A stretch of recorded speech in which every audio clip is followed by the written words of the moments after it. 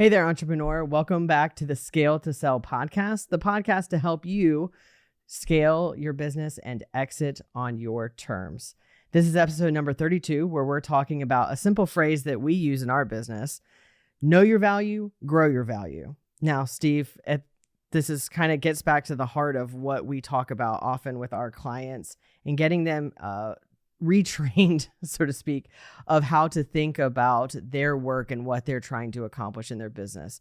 So what is the value? What is the benefit of knowing the value of your company and then giving that the opportunity of knowing how to grow your value from there? Well, one, if you don't know the value, how can you grow the value? There is that. And there's a big difference between growth of the value of the company, what the marketplace says your business is worth, and just your profitability. Most people focus their goals. Here we are in 2025, and they'll focus their goals on, hey, what did we do in 24? What are we going to do better? Well, some do that, others don't.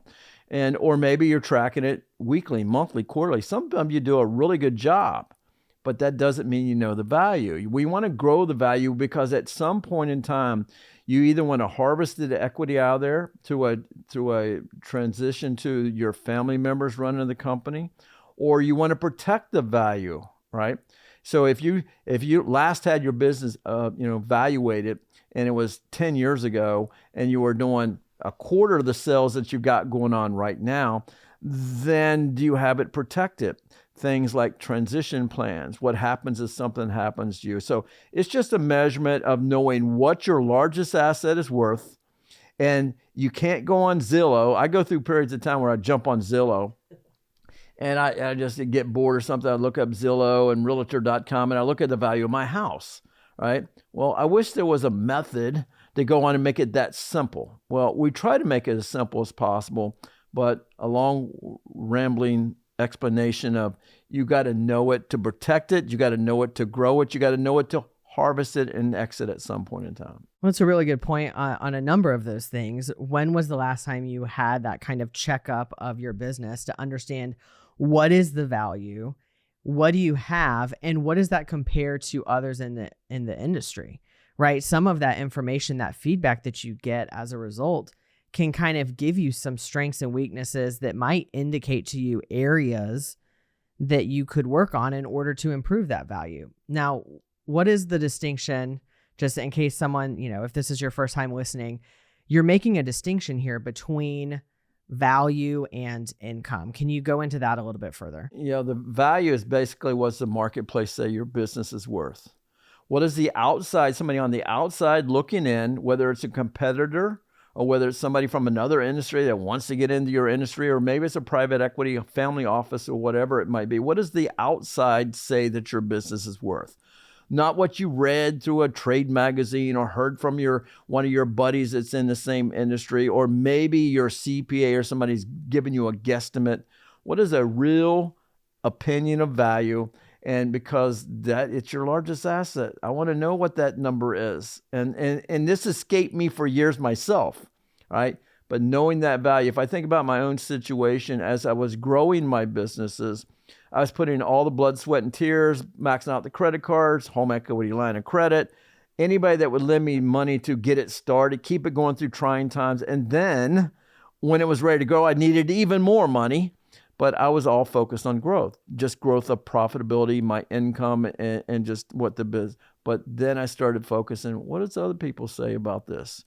Because if 80% of my net worth, my own situation, I thought about it. And I've since started harvesting assets and not keeping it all in my business.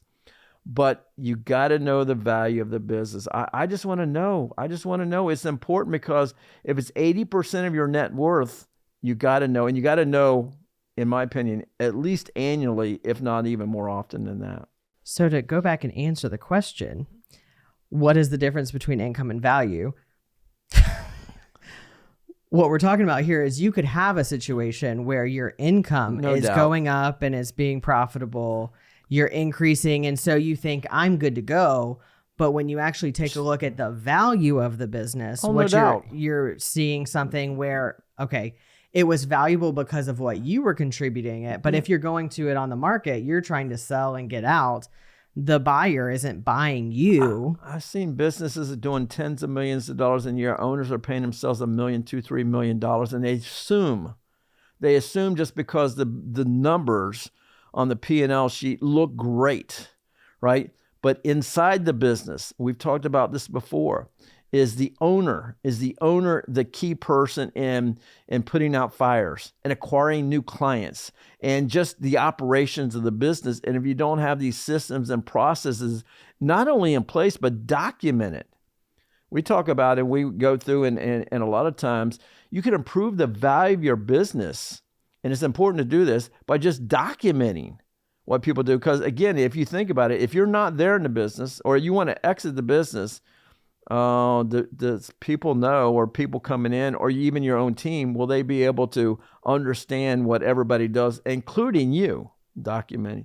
So increasing the value and profitability. There's businesses that are highly profitable but have no transferable value to the marketplace. And that's what understanding and getting that estimate of value can do for you. It can be that kind of warning sign of, wow, there's a lot of profit. There's a lot of ability for me to make an income here. But unless I make some changes, and sometimes it's not even all that much a big change, but even the little things in the business that add up and that can create an opportunity for you to sell that on the marketplace for real value is a big game changer in the personal finances of the business owner. No doubt. And I think some of the things we're getting ready to talk about is that you can have a strong P&L sheet, and you may have had an opinion of value done. And by the way, the person doing the opinion of value, are they credentialed? Do they really know what they're talking about? It matters. It matters largely, because they might come in and give you a big number, and you're thinking, you've taken that to the bank and go, hey, John says I can get X number of dollars out of the business. And when you go, reality sets in and you can't get that number, then sometimes you're stuck in burnout and other issues. And we've seen it the other way too, where there's been an underestimation of value. A business owner comes to us thinking that their opportunity, either what their business is currently worth, or maybe a business that they're looking at acquiring, isn't as valuable as they or is actually way more valuable than what they think it is. And they could have missed out on an opportunity to get more for it, or maybe not invested in acquiring that business because they think there's not that much opportunity there, because they didn't have a realistic estimate of value on that company. It wasn't a solid opinion of value, no doubt about it. And that's why our team, we try to work with just credentialed people. People have experienced a track record of success. One of the other things, but what I was getting at too, is that P&L statement, that opinion of value, if it's only based on the numbers, just, you may look solid right there, and it may be marketable, but some of the other things that are in there that the numbers don't tell us. The numbers don't tell us the whole story. And documenting processes and people and those things, those are just some of the things. What's unique about your company, right? And we talk about that. We've talked about before in the intangible assets that we have as a business. What's the secret sauce sometimes of that business that maybe get somebody to pay a premium for your business, where if you didn't factor that, if it's just based on the numbers, right? Sometimes you have unique processes, unique clientele, unique contracts, long-term contracts with your clients. So many things can improve the value. Yeah, that gets to where we're going, right? So knowing the value is start by recognizing where you're at.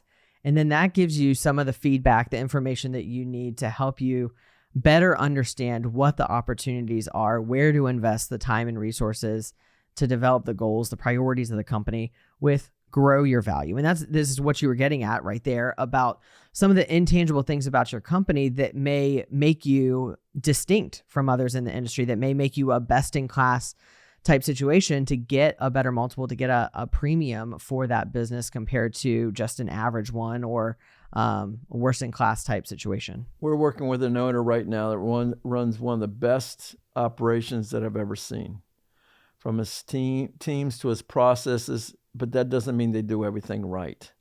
We're working with them on helping employee retention. They do pretty good, but we want to do a little bit better.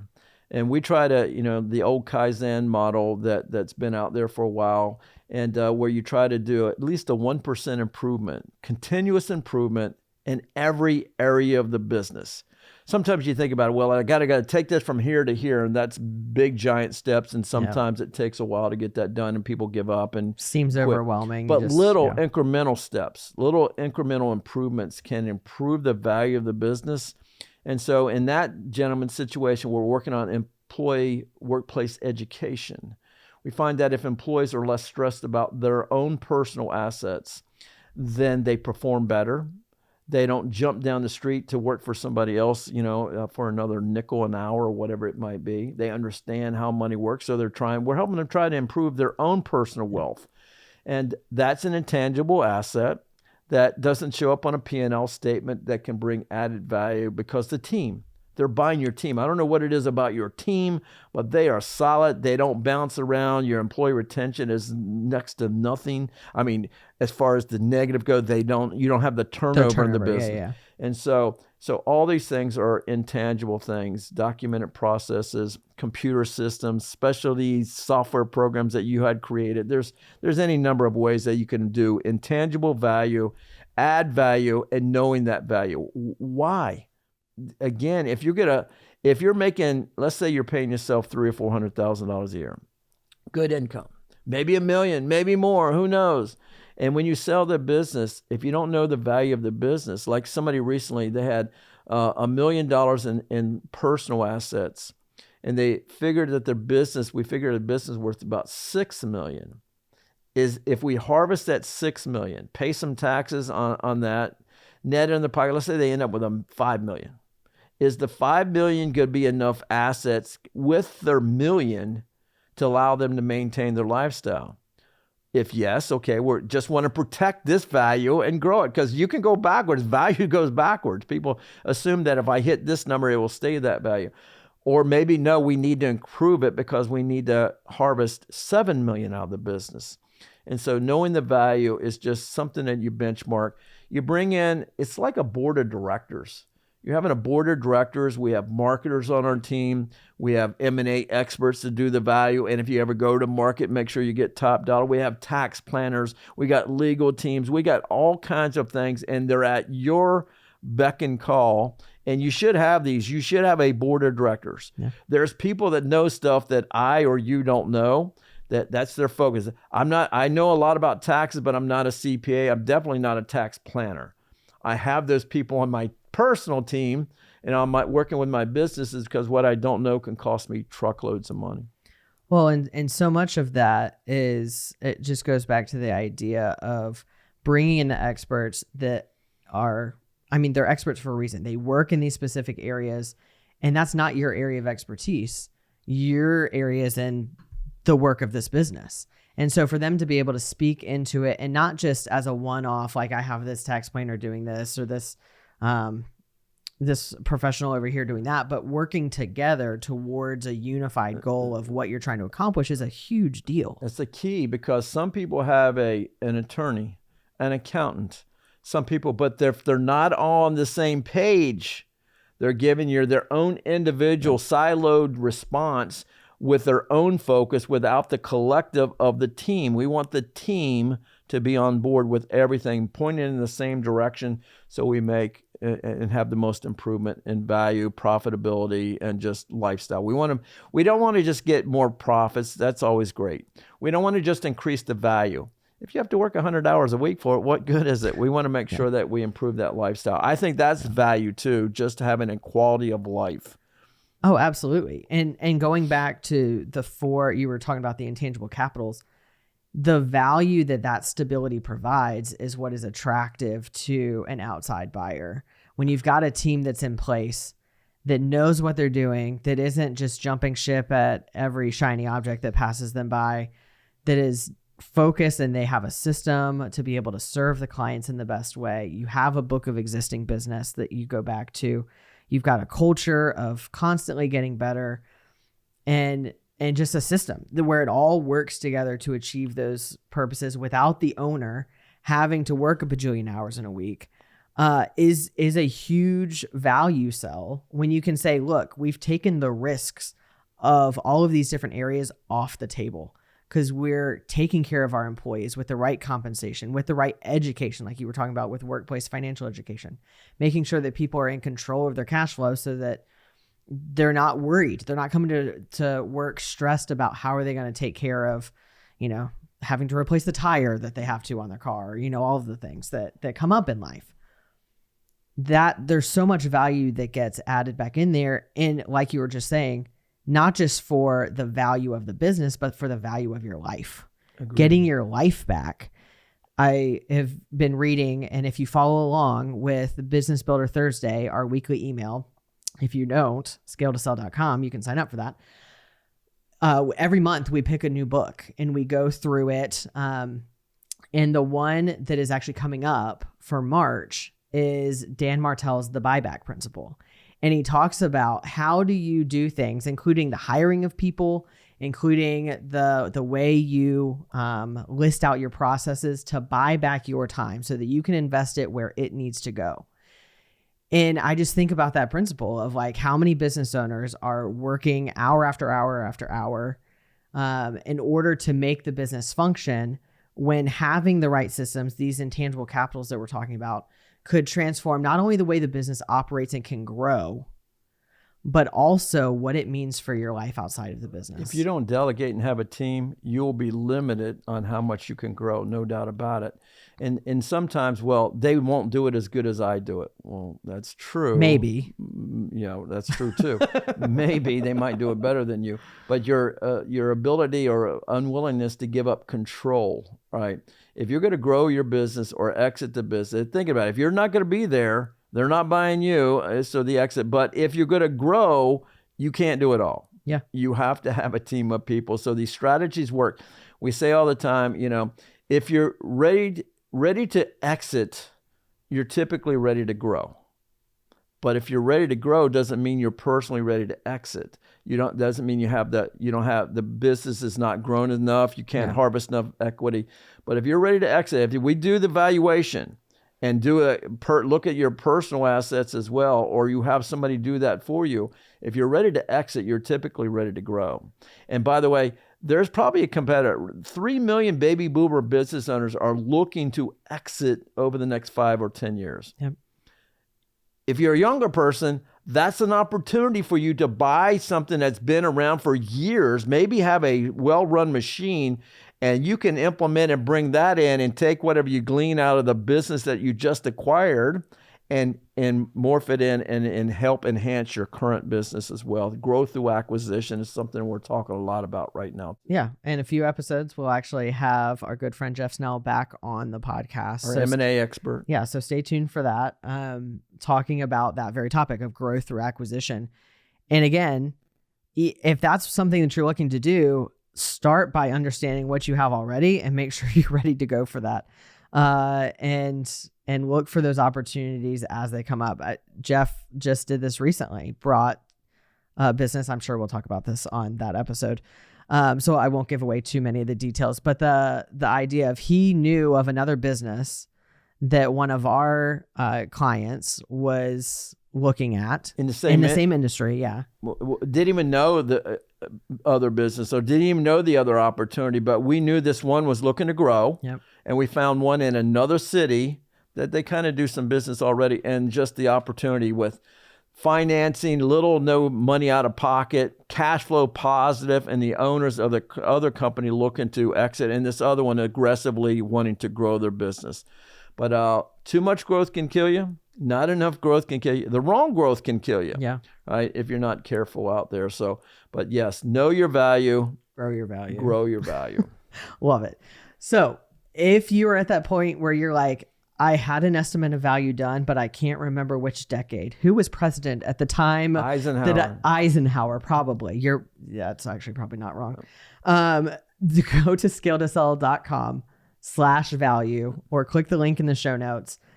This is the starting point. It should be an annual thing, and here at the first of the year, first quarter, anytime is good to get it, but the beginning of the new year, you might as well get it done as soon as possible. Absolutely. Get that clarity on what your business is worth, what the opportunities are, and just be aware of what situations could be there to improve your business, improve the value of it, improve your life.